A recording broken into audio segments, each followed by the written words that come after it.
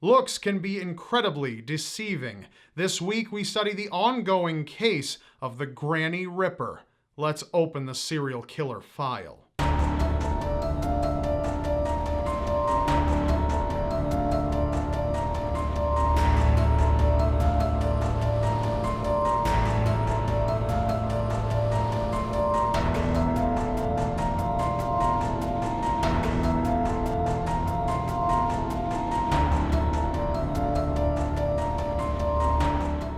Police were in for quite a surprise when they were called to an apartment building in St. Petersburg, Russia. On July 27, 2015, a couple within the apartment vicinity were going out for a casual stroll with their dog when a large plastic bag caught the attention of the dog.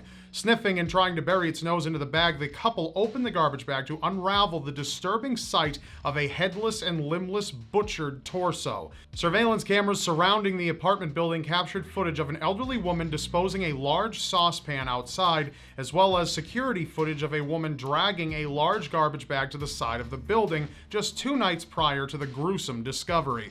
Attention grew around the area and police were quickly able to identify the woman as 68-year-old Tamara Samsonova, who was living in the complex over the last 40 years with her husband. Though the discovery came as a surprise to many, investigators were about to discover more than they ever bargained for.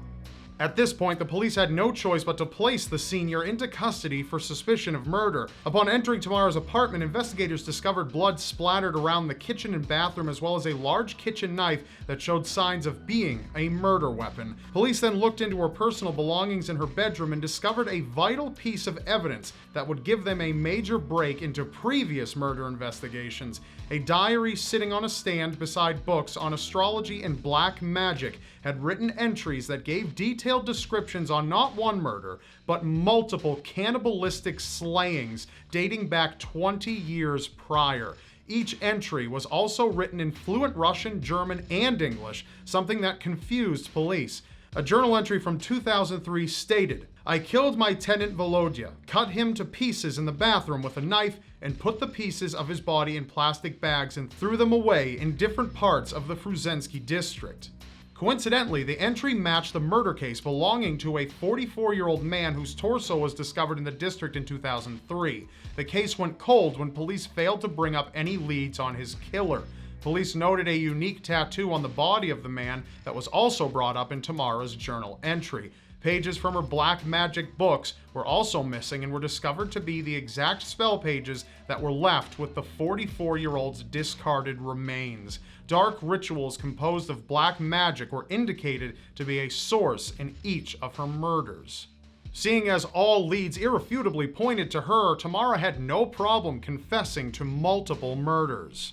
While held in custody, Tamara confessed to police that the remains belonged to 79-year-old Valentina Ulanova, an elderly woman who was being taken care of by Tamara just before her death. The two ended up getting into an argument over dishes, and within minutes after their conflict, Tamara drugged Valentina with sleeping pills and hacked her to pieces while she was still alive. She then decapitated the body and removed the lungs, placing additional limbs into plastic bags. Police also discovered missing limbs near a pond not too far from the apartment building. Cannibalism was never ruled out as investigators found the saucepan Tamara had tossed. It was believed to have cooked the head and lungs of Valentina. It's also speculated that she confessed to over 21 additional murders while living in the apartment. However, the exact number of victims is not certain at this time. Neighbors had questioned where her husband was after she reported him missing in 2005. He has since been legally declared dead, and his whereabouts are still unknown to this day. During her court hearing, Tamara was very calm and collected while she confessed her brutal murders. She was so comfortable that she even blew a kiss to the reporters in the courtroom. Tamara pled guilty, telling the judge that she deserved the punishment she was going to receive. Believing she should spend her final years in prison, Tamara told the jury that Valentina was in fact her final kill, the one to close the chapter for her life as a serial killer.